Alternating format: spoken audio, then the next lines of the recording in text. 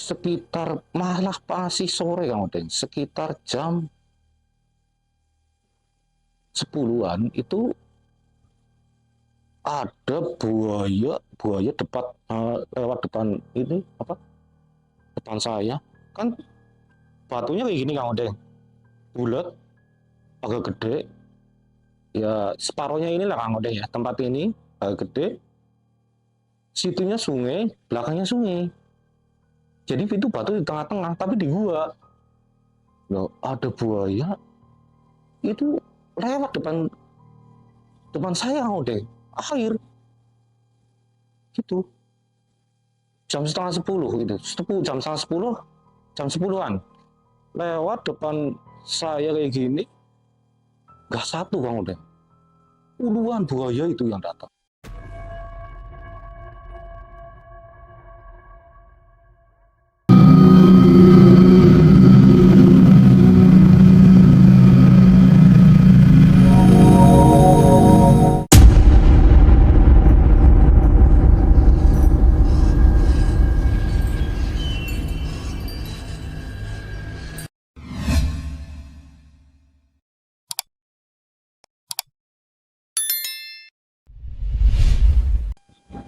Setelah itu Kang Odeng saya pulang dari Gua Bergolo itu Pangandaran, kita ke rumah Abah lagi Kang Odeng, ke rumah Abah. Apa Yusuf itu tadi? Iya, Abah Yusuf itu ke rumah Abah, terus di situ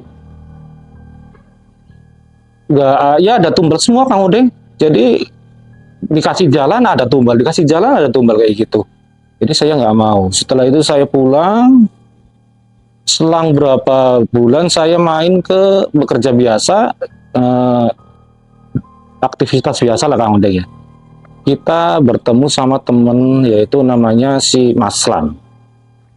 Si Maslam itu bercerita, cerita itu ada lagi di Cirebon. Itu katanya kawin sama putri buaya putih.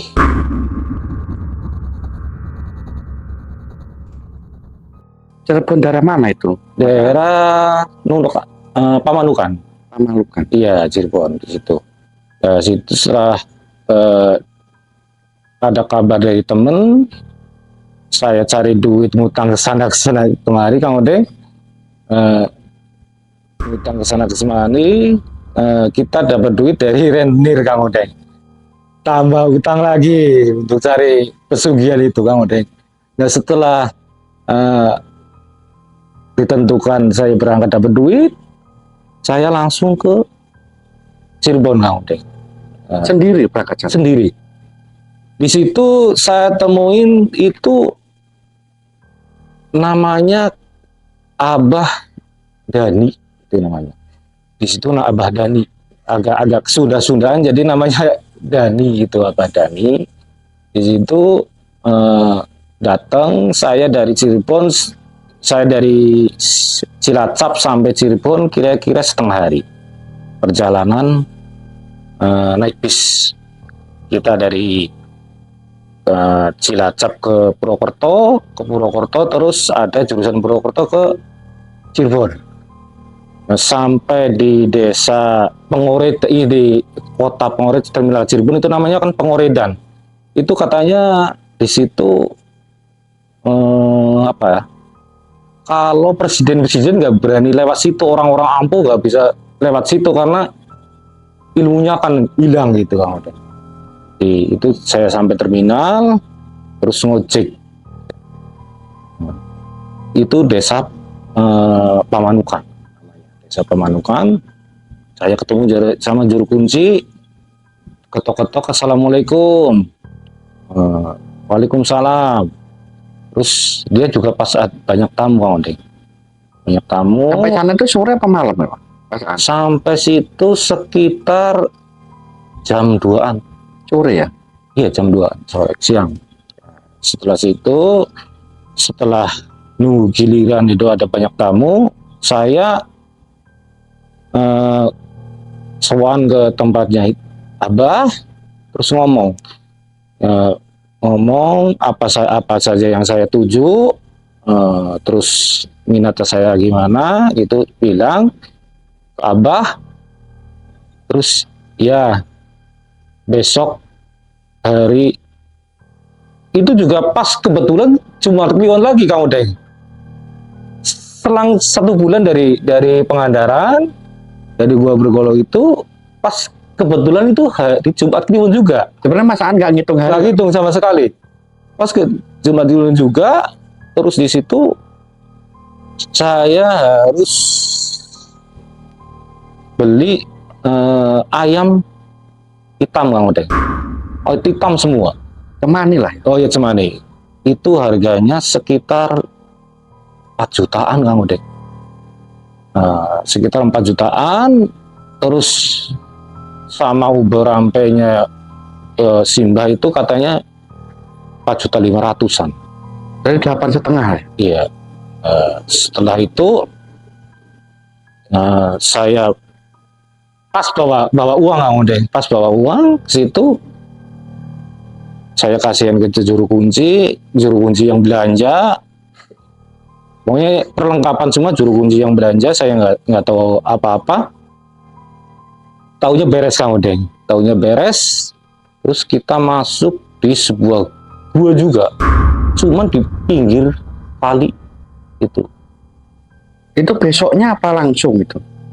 Itu pas saya datangnya hari Rabu, langsung sorenya. Langsung masuk. Sorenya masuk. Di situ juga 3 hari Kang Odeng. Saya.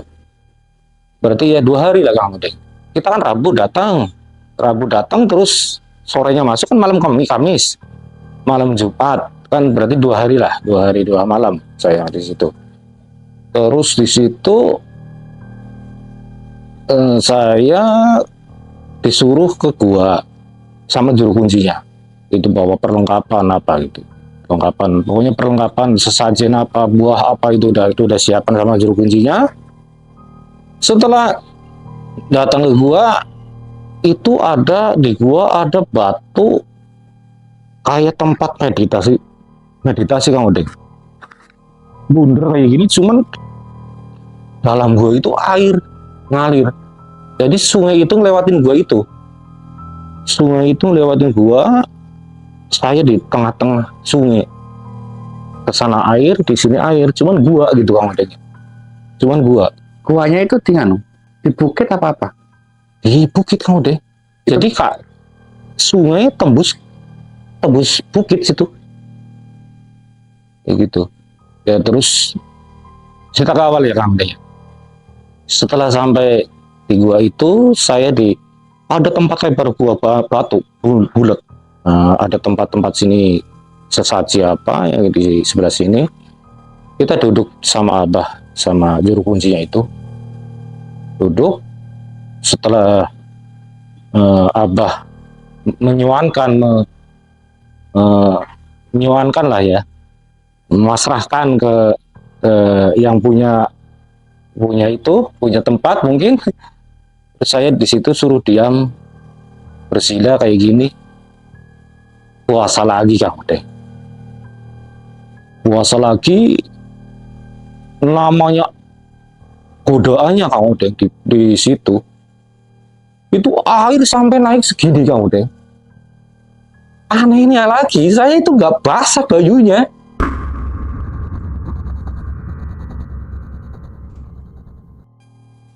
Tapi airnya sampai naik segini. Tapi terasa ya. Terasa air sampai masuk. Waduh, saya bilang ini air kok gede banget. Apa saya ketelan gitu kan. Nah terus setelah saya diam, terus dia airnya udah nggak ada. Di malam pertama itu. Di malam pertamanya udah nggak ada.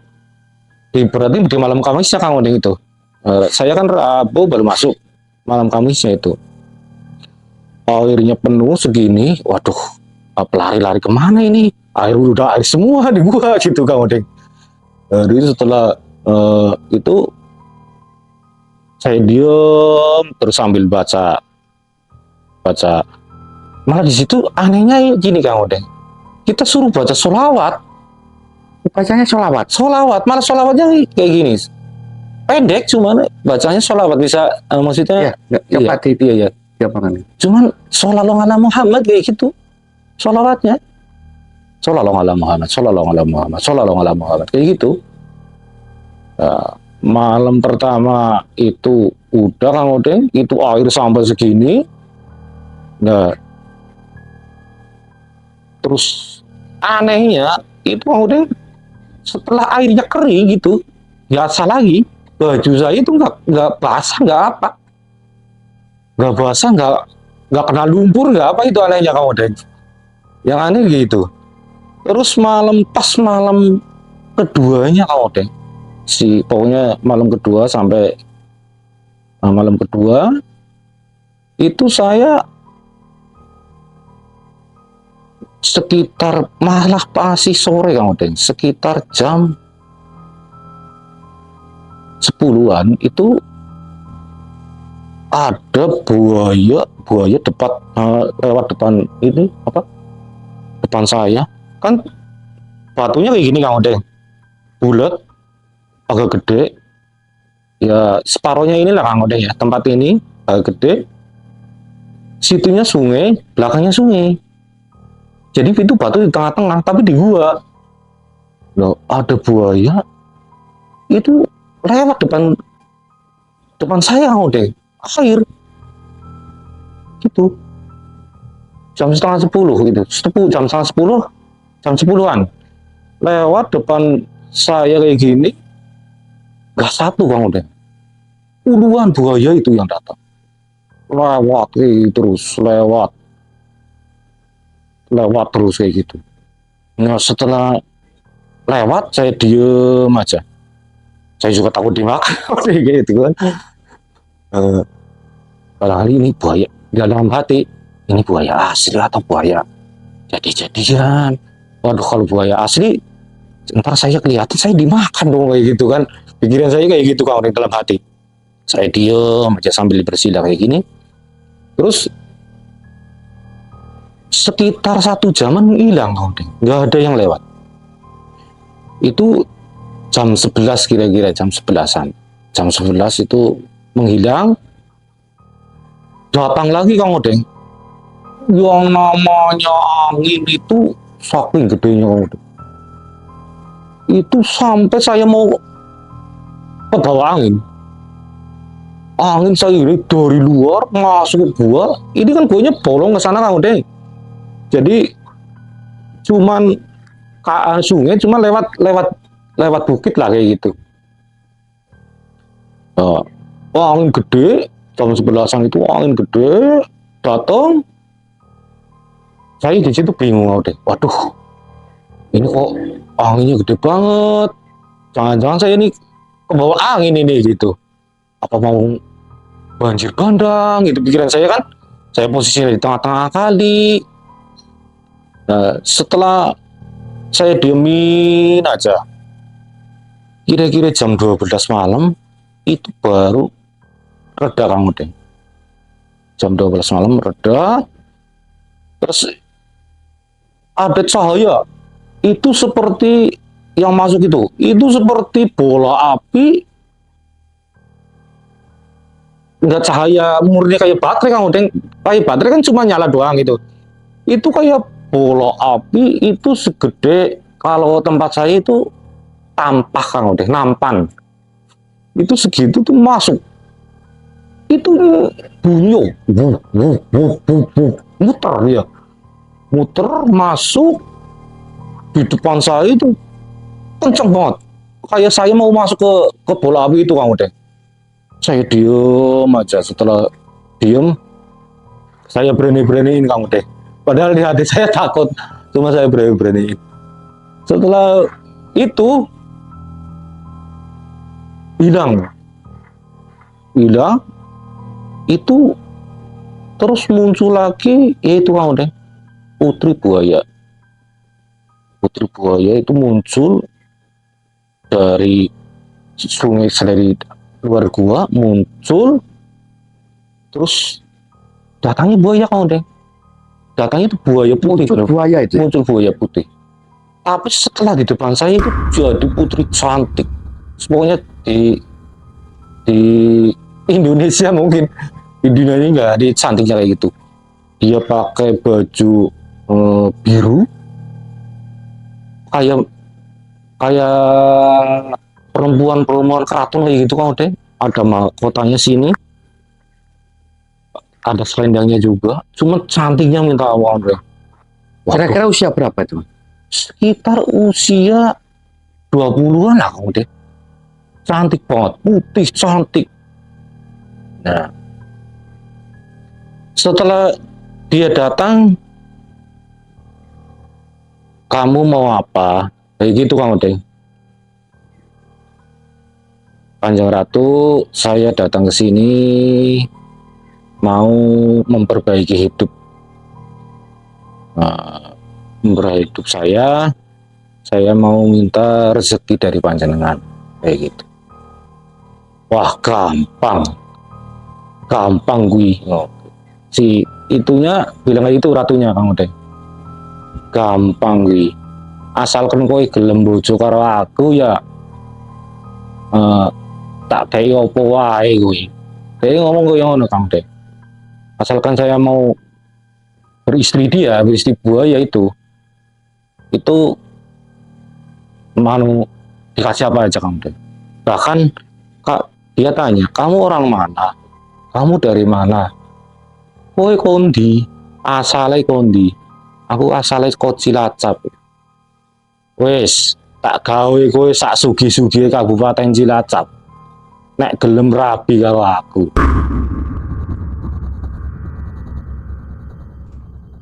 Dia ngomong kayak ngono kayak. Nah, terus nah persyaratannya nopo manu nyai? Persyaratannya yo kowe nulis saka kene kuwi gawe ruangan khusus. Gawe ruangan khusus sing kowe duwe rumah dewe, maksudnya yang punya rumah sendiri kamu deh. Nggak boleh ngontrak lah ya? Nggak boleh ngontrak. Itu pun harus nggak ada orang, nggak harus ada anak saya, nggak ada istri saya, nggak boleh kamu deh. Itu harus rumah satu gitu. Ya kita mau beli rumah dari mana kamu deh, padahal kita di situ juga pinjam dari rentenir kayak gitu loh. Aduh nyai, kalau saya suruh cari rumah kayak gitu, saya nggak ada modal nyai. Entar saya modalin kayak gitu. Tapi dengan satu syarat, ini kamu harus ceraikan istri kamu. Kayak gitu. Ceraikan istri kamu harus hidup seorang diri. Nggak boleh jauhin anak, jauhin istri, nggak kayak gitu. Padahal saya ke situ juga mau buat anak istri, buat nyaru utang biar anak istri nggak bingung kayak gitu kamu deng.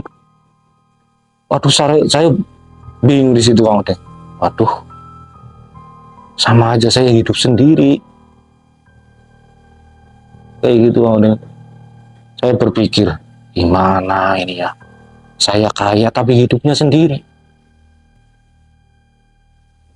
kayak gitu.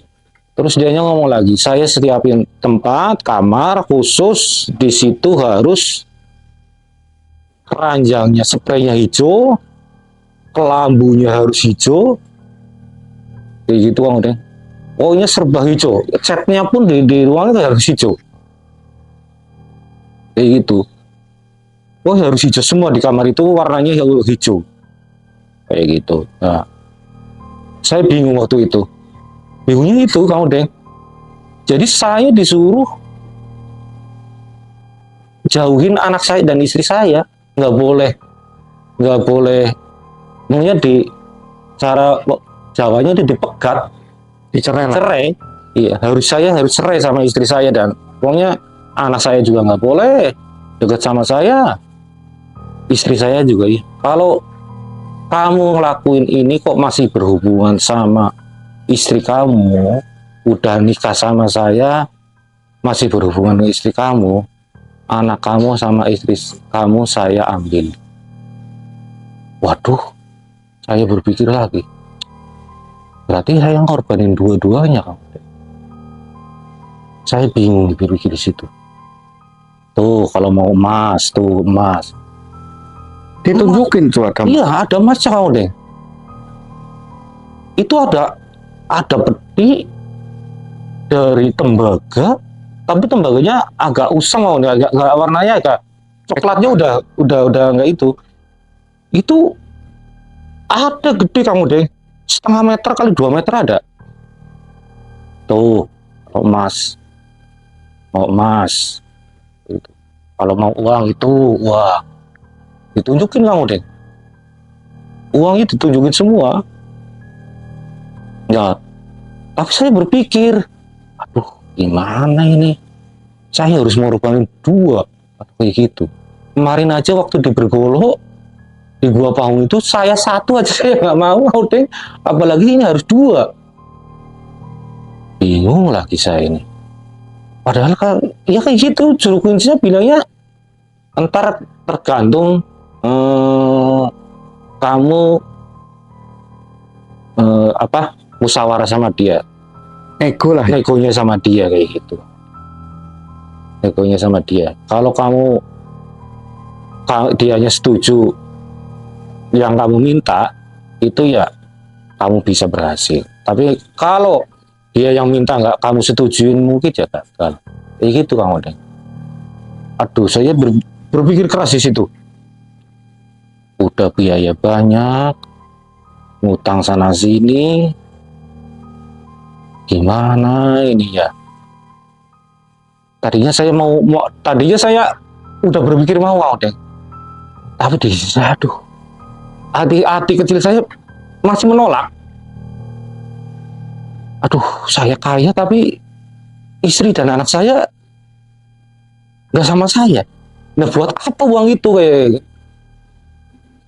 Saya boleh beli di luar, tapi jangan di istri, jangan di peristri. Boleh jajan lah ya. Iya. Sama perempuan yang lain ya. Tapi Iya. nggak boleh sama istri lah ya. Karena gini Kang Odeng, dia bilang dia nikah sama saya setelah kalau dapat keturunan itu, kalau laki-laki itu saya cepat ikut sana, berarti saya mati ikut sana. Kalau perempuan minimal 21 tahun atau 20 tahun lah kan menikah. Tapi kalau cowok itu, saya punya cowok dari si buaya putih itu kan 9 atau 7 tahun, atau itu kan dia disunatin Kang Udeng. Sama seperti kita. Perjanjiannya kayak gitu. Jadi setelah, kalau saya dapat anak dari dia, namanya suami istri kan mesti berhubungan badan walaupun itu sama Buaya lah. buaya ya. Setelah dapat anak, kalau laki-laki saya cepat paling 7 tahunan 9 tahunan saya harus mewaliin dia, anak saya itu. Terus kalau perempuan itu saya agak lama kamu deh. Sampai balik ya. Ya sampai balik dia, sampai dia menikah. Saya baru diambil, maksudnya pulang ikut dia. Kayak gitu Kang Odeng. Nah setelah itu saya berpikir keras, saya udah kehilangan anak istri, semuanya saya mau. Kalau dapat anak laki-laki saya harus 9 tahun atau 7 tahun saya ikut dia, waduh saya rugi kesana sini. Pikiran saya kayak gitu Kang Odeng. Saya rugi sana sini walaupun saya kaya, instan banget maksudnya kayak gitu Kang Odeng. Nggak bisa 30 tahun atau 20 tahun kayak gitu Kang Odeng. Kok instan banget kayak gini, saya pikir. Aduh, iya kalau dapat saya nikah sama dia, iya kalau anak saya perempuan. Tapi kalau anak saya laki-laki kan Berarti 7 7 tahun atau 9 tahun meninggal ya. Iya meninggal kayak gitu Kang Odeng. Waduh. Akhirnya sampai situ saya masih ragu-ragu, terus ditanya lagi, gimana? Kalau iya, kalau enggak. Masih banyak orang yang menungguin saya. Kata si Ratu Buaya Putih itu, Putri Buaya Putih kayak gitu. Saya langsung bilang spontan, saya nggak mau. Nolaknya gimana Mas Aan waktu itu? Nolaknya kayak gini.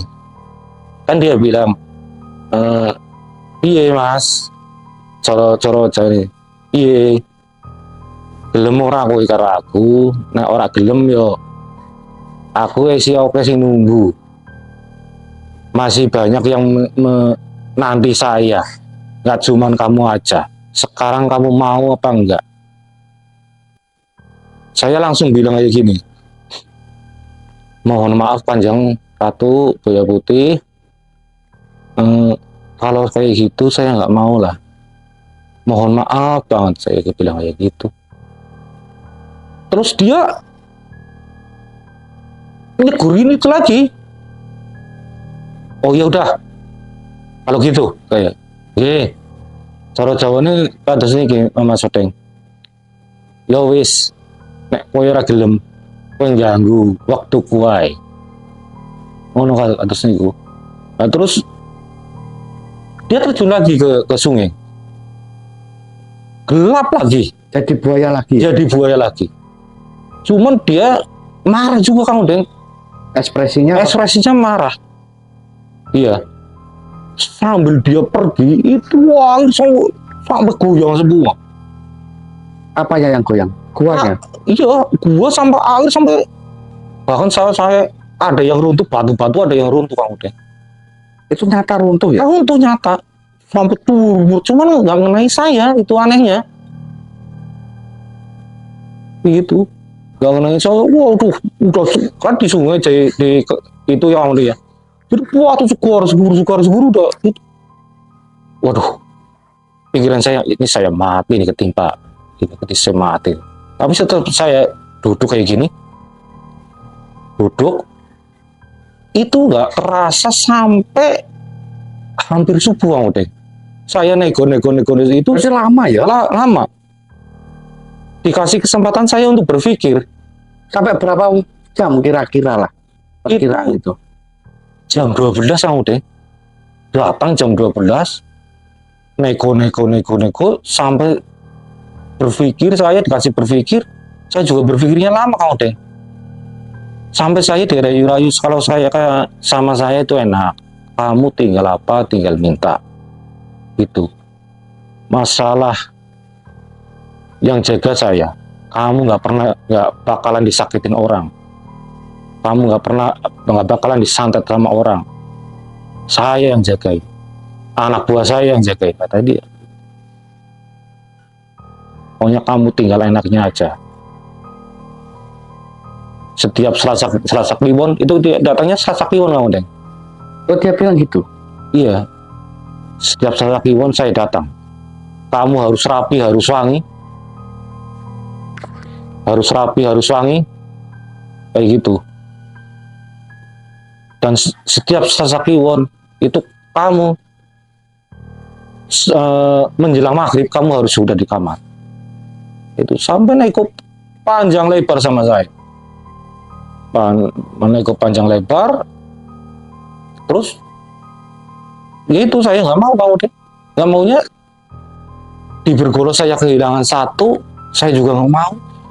Di situ saya kehilangan dua, walaupun nggak mati, maksudnya nggak jadi tumbal dia, tapi harus saya berpisah sama istri saya. Jadi saya nggak mau istri sama anak, maksudnya saya anaknya Kang Udeng ya kedua-duanya lah Kang Udeng, bukan anak aja, tapi kedua-duanya namanya udah hidup seperjuangan. Jadi kalau kita ya mau pisah kan gimana Kang Udeng, kita kan menjauhi lah. iya, menjauhi anak saya itu, aduh saya nggak bisa Kang Udeng. Itu namanya anak Kang Udeng ya. Kita kerja keras banting tulang juga sampai gimana berdarah-darah juga buat anak Kang Udeng ya. Terus itu nggak ada kecocokan Mas Aan, terus pulang apa gimana itu, keluar dari situ? Apa kuncinya datang Mas Aan? Waktu itu saya nunggu sampai subuh. Sampai subuh. Itu kan ada gempa kayak gempa Kang Udeng. Air kayak naik itu. Waduh, ini saya mati. Tapi itu Ada azan Kang Udeng. Oh, dengar azan. Dengar azan. Setelah azan itu semua kembali. Semua kembali, nggak ada apa-apa. Normal lah. Normal lagi. Juru kunci langsung di situ, langsung marahin saya. Oh, datang juru. Datang. Langsung marahin saya, bawa senter. Datang marahin saya. Kamu gimana? Udah datengin. Kamu tolak. Maunya apa kamu? Mana juru kunci? Tapi tahu juru kuncinya ini. Tahu dia. Kan sebelum nanya tadi tahu. Iya, tahu, sendiri. udah tahu. Udah tahu. Juru kuncinya datang marah-marah dan dia tahu, udah tahu apa yang terjadi ya, udah tahu. Nah, marah-marah, bahkan diam nih. Saya disuruh pulang sendiri Dari tempatnya. dari tempatnya. Udah kamu pulang. Kayak gitu. Sampai ya dia juga marah Kang Udeng, juru kuncinya marah. Marahnya mungkin ya saya maklum lah Kang Udeng ya, saya minta maaf ke juru kuncinya. Mungkin juga dia dapat teguran dari si putri buaya itu mungkin. Ini kamu yang bawa, ya mau persyaratannya kayak gini, mungkin kayak gitu Kang Udeng. Jadi ya saya minta maaf ke juru kuncinya, terus saya keluar itu jalan. Tadinya kan saya naik motor Kang Udeng. Itu ditinggal. Iya, Suruh jalan ditinggal. kaki. Iya, saya suruh jalan. Dan setelah saya jalan sampai, saya juga suruh jangan ke rumah dia lagi, ke juru kuncinya lagi, nggak boleh. Oh, langsung suruh pulang. Iya, suruh pulang. Nggak boleh ke rumahnya juru kunci. Iya, nggak boleh. Marah, juru kuncinya marah. Nah, terus saya pulang, kan di situ kan daerah agak bukit ya Kang Udeng ya. Agak bukit, saya jalan kaki. Saya jalan kaki sekitar ada ya sejaman lah Kang Udeng. Sejaman jalan kaki sampai desa. Di situ saya ngecek ke kotanya. Terus saya pulang lagi ke Cilacap. Masya Gitu. Allah.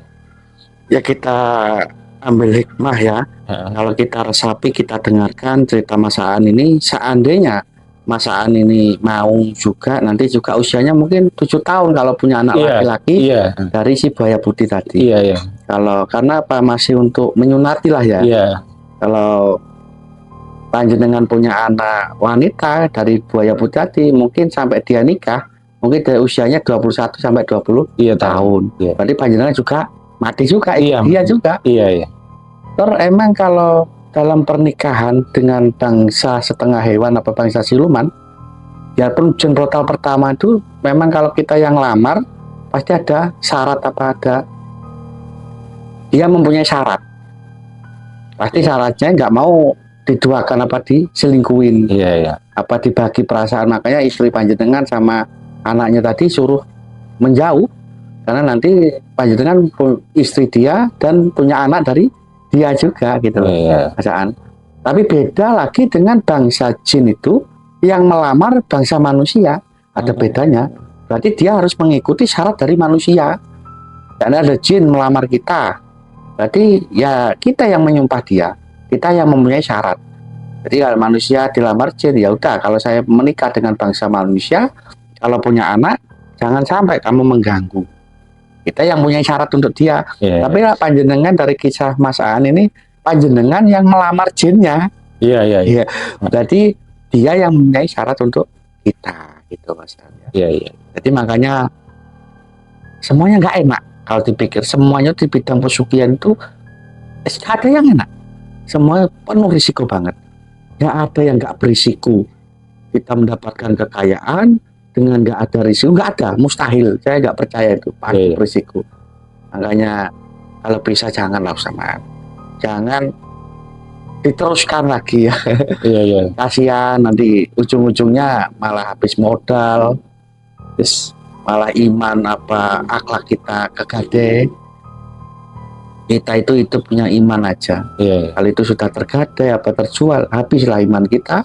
Harta sudah nggak punya, Iya. iman hilang, susah di dunia dan di akhirat Mas Iman ya. Iya, iya. Tapi semua itu kembali ke manusia sendiri-sendiri.